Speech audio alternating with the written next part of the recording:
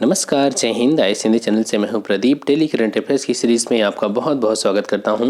दोस्तों, जैसा कि आप जानते हैं, पहले हम क्या करते हैं, इस पूरे टॉपिक को डिस्कस करेंगे और लास्ट में इससे रिलेटेड एमसीक्यूज़ को सॉल्व करते हैं। ठीक है। और अगर आप इसका पीडीएफ भी डाउनलोड करना चाहते हैं तो वीडियो के डिस्क्रिप्शन में लिंक दिया गया है टेलीग्राम ग्रुप का, उसे ज्वाइन करके आप इसका पीडीएफ भी डाउनलोड कर सकते हैं। चलिए शुरू करते हैं।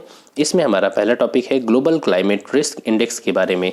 देखिए, आज जलवायु परिवर्तन दुनिया के सामने एक बहुत बड़ी चुनौती है। भारत का एग्जाम्पल अगर लें तो आप एक साथ देखते हैं कि भारत में कुछ इलाकों में अगर सूखा है तो वहीं कुछ इलाकों में हमारे देश के बहुत बड़ी चुनौती होती है बाढ़। मतलब बाढ़ और सूखा एक साथ समस्या बनती जा रही है। साथ ही जो हमारा पूर्वी तटीय क्षेत्र है, यहाँ पर चक्रवातों की बारंबारता में वृद्धि हो रही है। साथ ही जो अब चक्रवात आ रहे हैं वो ज़्यादा ही तीव्र रूप धारण कर रहे हैं, मतलब उनसे खतरा और बढ़ता जा रहा है। ये सब किस कारण की वजह से है? ये सब है क्लाइमेट चेंज की वजह से। तो ये जो ग्लोबल क्लाइमेट रिस्क इंडेक्स है, ये यही बताता है कि जलवायु परिवर्तन से कौन से देश हैं जो सबसे ज़्यादा सुभेद्य हैं। ठीक है। इस ग्लोबल क्लाइमेट रिस्क इंडेक्स 2021 को जारी किसके द्वारा किया गया? बॉन, जर्मनी में एक संस्था है जो एक पर्यावरण थिंक टैंक है, उसका नाम है जर्मन वॉच।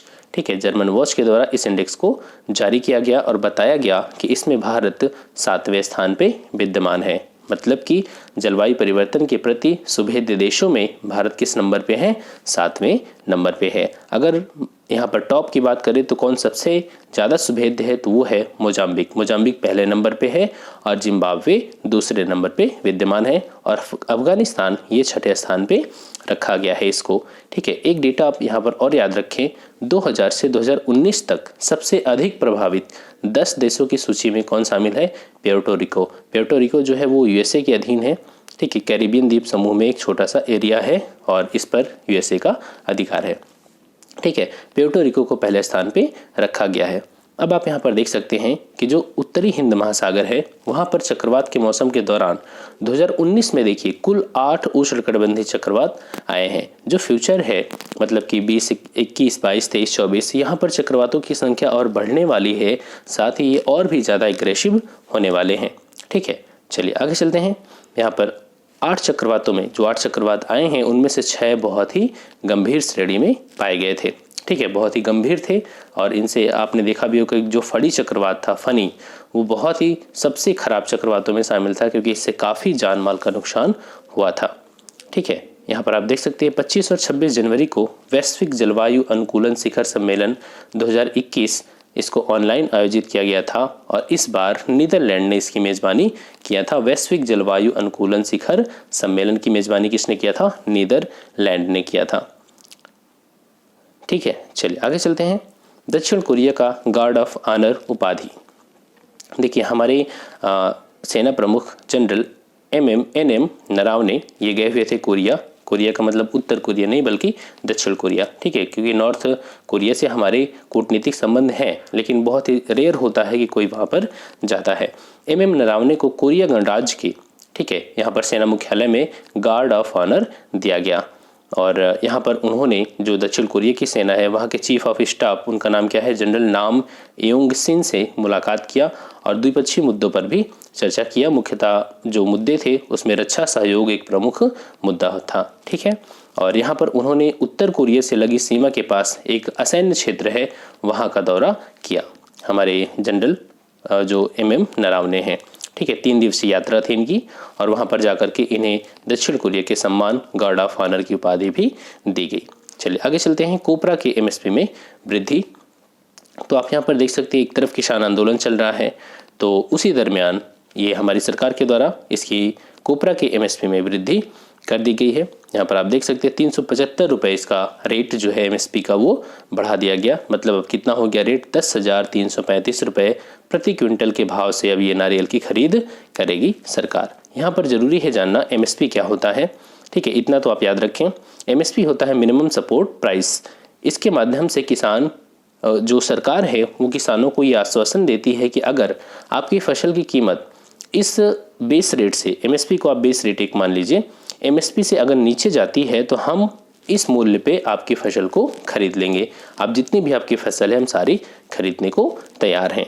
ठीक है, जैसे मान लीजिए कि अगर 2000 रुपये MSP है और मार्केट में गेहूँ 1900 में बिक रहा है, तो किसान क्या कर सकते हैं कि 2000 में सरकार को बेच सकते हैं। ठीक है, वो मार्केट में ना बेचे, मतलब उन्हें जहाँ भी बेनिफिट हो रहा है वो उसको बेच सकते हैं। MSP जो होता है वो फसल बोने के पहले जारी किया जाता है ताकि फसल प्रतिरूप को अपने अनुसार परिवर्तित किया जा सके। जैसे सरकार को अगर इस बार दाल का प्रोडक्शन बढ़ाना है, सरकार चाहती है कि दाल ज़्यादा से ज़्यादा लोग बोएं, तो क्या करेगी, दाल की MSP, पल्स की MSP बढ़ा देगी। तो लोग फायदे कमाने के लिए वो दाल ज़्यादा से ज़्यादा एरिया में बोएंगे। दूसरी बात यहाँ पर कि MSP को जारी कौन करता है, तो MSP जारी किया जाता है cabinet committee on economic affairs के द्वारा। घोषणा कौन करता है, cabinet committee on economic affairs. जबकि तैयार किसके द्वारा किया जाता है, यहाँ पर सुझाव कौन देता है, तो वो सुझाव देता है CACP, commission on agricultural cost and prices. ठीक है, कृषि लागत और मूल्य आयोग। इसकी सुझाव पर cabinet committee on economic affairs के द्वारा जारी किया जाता है। हालांकि ये जो cabinet committee on economic affairs है, ये CACP के सुझाव को मान भी सकती है या MSP को इसके बताए गए सुझाव से ज़्यादा भी रखा जा सकता है। ठीक है, क्लियर हो गया। चलिए आगे चलते हैं। यंग रीडर्स बोट लाइब्रेरी, आप यहाँ पर देख सकते हैं, यंग का मतलब जो हमारे यूथ है, रीडर्स मतलब पढ़ने के लिए, बोट लाइब्रेरी है मतलब कि नाव में एक लाइब्रेरी बना दी गई है। किस सरकार के द्वारा इसे शुरू किया गया, इसे शुरू किया गया पश्चिम बंगाल परिवहन निगम के द्वारा। ठीक है, मतलब पश्चिम बंगाल की सरकार के द्वारा। यहाँ पर बच्चों के लिए एक बोट लाइब्रेरी की शुरुआत की गई है। ठीक है, एक पुस्तकालय रहेगा नाव पर और उस पर किताबें भी रहेंगी, बच्चे पढ़ने जाएंगे, साथ ही पर्यटन का भी अनुभव लेंगे। ठीक है, यहाँ देख सकते हैं नौका पुस्तकालय का मकसद क्या है, उद्देश्य क्या है कि जो पढ़ने वाले हैं, पाठक हैं, वो हुगली नदी पर नौका की सवारी करते हुए और कोलकाता की सुंदरता का लुत्फ उठाते हुए किताबें पढ़ सकें। ठीक है, यंग रीडर्स बोट लाइब्रेरी पर बच्चों के लिए अंग्रेजी और बांग्ला भाषा की 500 किताबें उपलब्ध हैं। हालांकि अब भारत में यही तो समस्या है, हम अंग्रेजी तो पढ़ा रहे हैं लेकिन अपनी कोई क्षेत्रीय भाषा नहीं पढ़ा रहे हैं। बांग्ला पढ़ा रहे हैं, ठीक है, लेकिन अगर अन्य भाषाओं की भी किताबें होती तो और अच्छा था। ठीक है, चलिए आगे चलते हैं। यहाँ पर ये जो नौका पुस्तकालय पर पाठकों को 3 घंटे की यात्रा कराई जाएगी और यह जो नौका है वो मिलेनियम पार्क से शुरू होगी और बेल्लूर मठ, यहीं पर रामकृष्ण मिशन की भी स्थापना हुई थी, याद रखिएगा। मिलेनियम पार्क से बेल्लूर मठ जेटी तक जाएगी और फिर वहाँ से वापस आएगी। मुफ्त वाईफाई की भी सुविधा मिलेगी और शुल्क जो है वो 50 रुपये बच्चों के लिए और वयस्कों के लिए 100 रुपये है। आगे चलते हैं लाला लाजपत राय के बारे में। हमारे राष्ट्रीय आंदोलन को नेतृत्व प्रदान करने में लाला लाजपत राय जी की महत्वपूर्ण भूमिका रही है और 28 जनवरी 2021 को हमने इनकी 156वीं जयंती मनाई और इनका जो जन्म हुआ था वो 28 जनवरी 1865 को हुआ था। कहाँ पर हुआ था, पंजाब के मोगा जिले में हुआ था। ठीक है, और इनका योगदान तो आप मॉडर्न हिस्ट्री में पढ़ेंगे ही। साथ ही एक चीज़ आप याद रखें कि इनकी मृत्यु जो हुई थी, ये शहीद कब हो गए थे, तो साइमन कमीशन जिसका गठन हुआ था 1927 में, ठीक है, और 1928 में साइमन कमीशन जब भारत आता है तो लाहौर में इन्होंने साइमन कमीशन के विरोध में आंदोलन वहाँ पर किया और लाठियों के प्रहार से अंग्रेजों के 17 नवंबर 1928 को इनकी मृत्यु हो गई। ठीक है, साइमन कमीशन का विरोध क्यों हो रहा था, क्योंकि इसमें जितने भी मेंबर्स थे सब वाइट थे। ठीक है, इसीलिए इसको वाइट कमीशन भी कहा गया और वो लोग आए थे कि भारतीयों को स्वशासन का अधिकार दिया जाए या नहीं, इस बात का निर्धारण करना था उन्हें।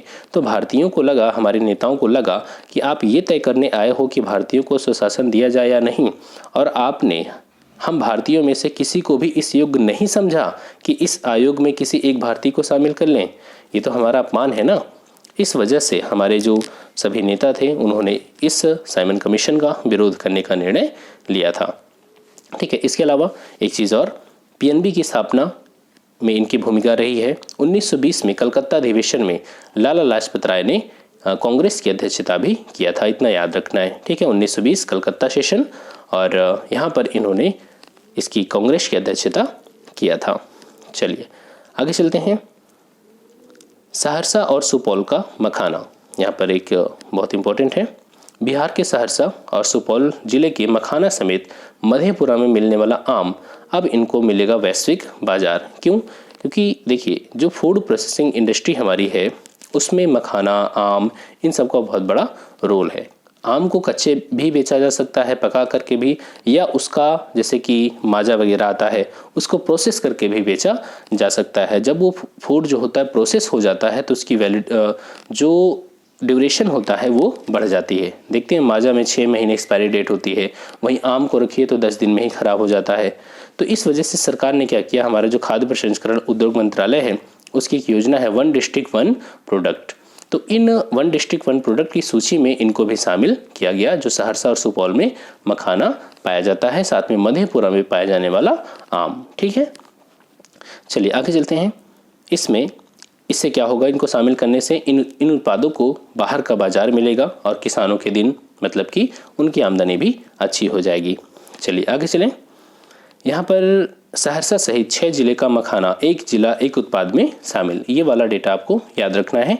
सहरसा सहित 6 जिले का मखाना 1 डिस्ट्रिक्ट 1 प्रोडक्ट में शामिल।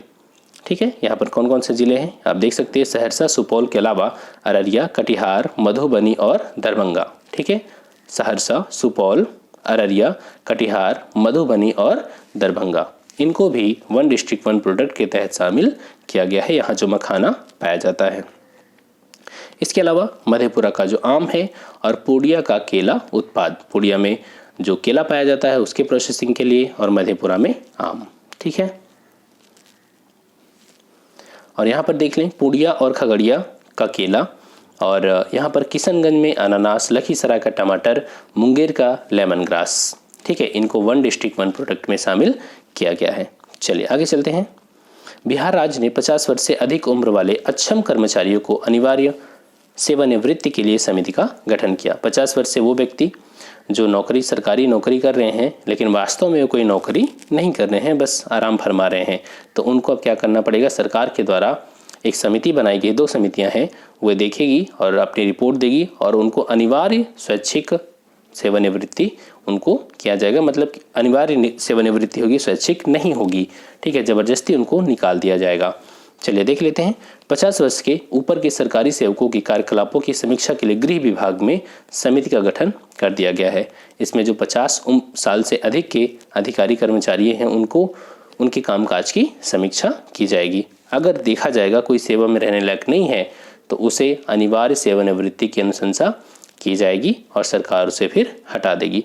2 समितियों का गठन किया गया है, यहाँ पर आप देख सकते हैं। एक जो समिति है उसकी अध्यक्षता गृह विभाग के अपर मुख्य सचिव करेंगे।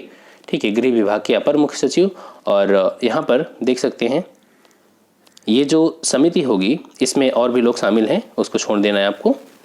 ठीक है, और एक जो समिति है यहाँ पर उसके अध्यक्ष बनाए गए हैं गृह विभाग के सचिव।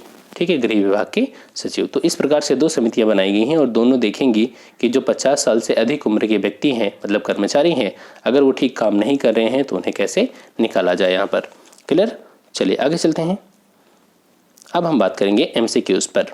ग्लोबल क्लाइमेट रिस्क इंडेक्स 2021 में भारत की रैंक क्या है। सबसे पहले ग्लोबल क्लाइमेट रिस्क इंडेक्स जारी कौन करता है, तो जर्मन वॉच। ठीक है, जर्मन वॉच, बॉन जर्मनी में इसका मुख्यालय। और यहाँ पर ग्लोबल क्लाइमेट रिस्क इंडेक्स में भारत की रैंकिंग कितनी है, 5वीं, 6ठी, 7वीं। क्लियर, 7वीं रैंकिंग है। आगे चलते हैं। हाल ही में किसे दक्षिण कोरिया ने गार्ड ऑफ ऑनर की उपाधि प्रदान किया। विपिन रावत जी नहीं, मनोज मुकुंद नरावने, हमारे इस समय सेना प्रमुख। आगे चलते हैं। हाल ही में किस राज्य ने यंग रीडर्स बोट लाइब्रेरी की शुरुआत किया। तो यंग रीडर्स बोट लाइब्रेरी की शुरुआत किसने किया था, पश्चिम बंगाल ने।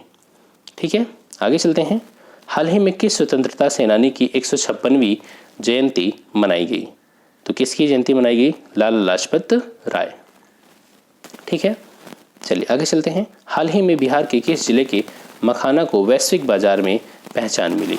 तो कि मखाना किस जिले में था, अभी अभी हमने देखा था सहरसा, सुपौल, मधेपुरा और पूर्णिया। एक बार फिर से आप यहाँ पर, क्योंकि यहाँ पर जो डेटा है देखिए, सहरसा सहित 6 जिले का मखाना, तो यहाँ पर आप जानते हैं कई जिलों के मखाने, इसमें सहरसा, सुपौल, अररिया, कटिहार, मधुबनी, दरभंगा, लेकिन जो मखाने की बात हमने किया था वो सहरसा और सुपौल 2 जिलों में पाया जाता। ठीक है, तो यहाँ पर जो आपका आंसर होगा सहरसा और सुपौल। ठीक है, तो आपका आंसर हो जाएगा ई। क्लियर। चलिए, तो दोस्तों ये रहा आज का वीडियो। आई होप कि आपको अच्छा लगा होगा, और प्लीज़ वीडियो को लाइक करना और कमेंट सेक्शन में आप ज़रूर बताना कि वीडियो आपको कैसा लगा, साथ ही कितने आंसर आपके सही हैं। Thanks for watching, keep smiling.